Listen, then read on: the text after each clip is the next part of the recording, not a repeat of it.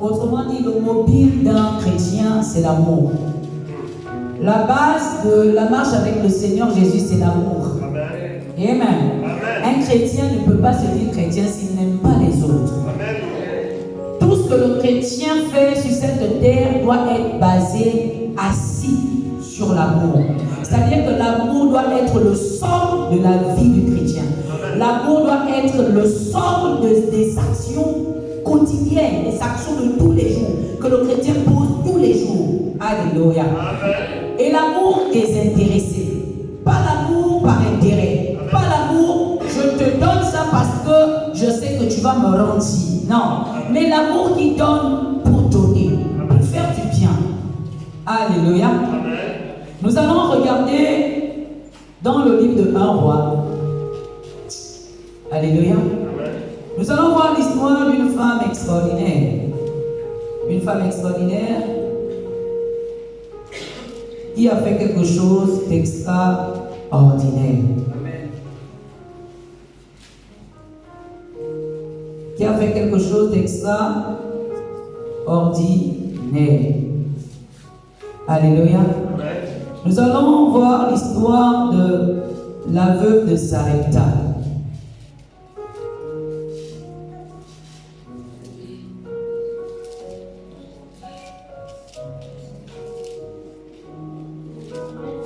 Un roi. Olivia, tu as trouvé l'histoire de la veuve de Sarepta? Un roi 17.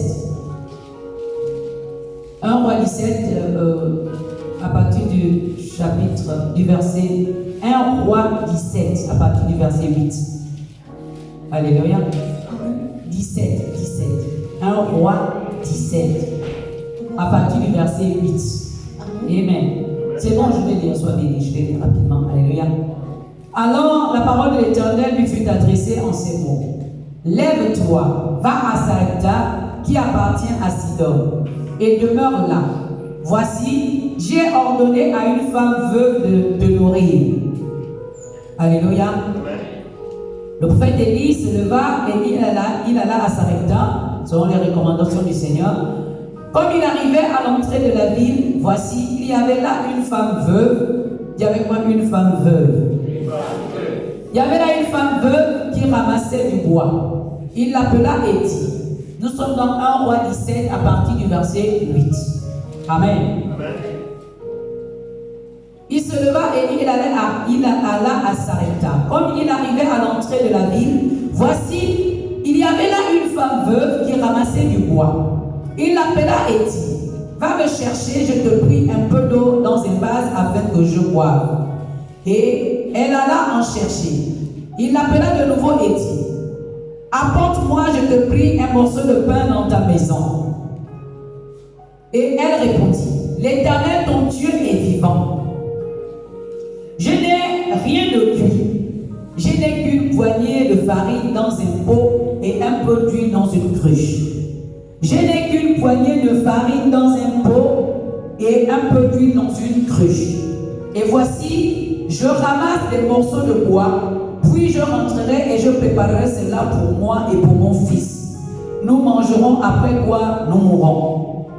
Elle lui dit, Élie lui dit, ne crains point, rentre, fais comme tu as dit.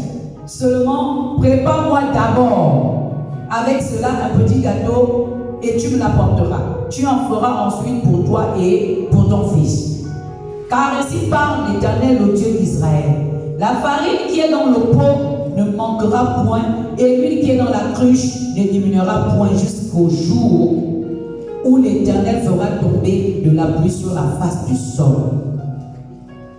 Elle alla et elle fit selon la parole d'Élie.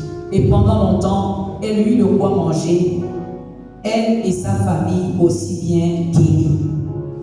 La farine qui était dans le pot ne manqua point, et l'huile qui était dans la cruche ne diminua point, selon la parole que l'Éternel avait prononcée par le prophète Élie. Acclamons la parole de Dieu.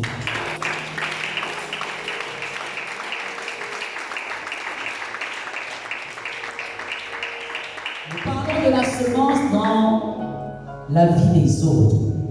la semence dans la vie de ton prochain. Alléluia. Amen. L'histoire de cette veuve, de cette femme d'abord, ensuite de cette veuve, Amen, nous enseigne à plusieurs niveaux. Alléluia. C'est une histoire très, très, très, très riche en amour. Alléluia. Pourquoi? Parce que cette femme était, comme je dis, veuve. Elle n'avait plus de mari. Alléluia. Deuxièmement, la Bible nous apprend que cette femme était pauvre. Alléluia. Elle a dit qu'il lui restait juste un tout petit peu de farine et un tout petit peu d'huile. Amen. Et l'extrême pauvreté de cette femme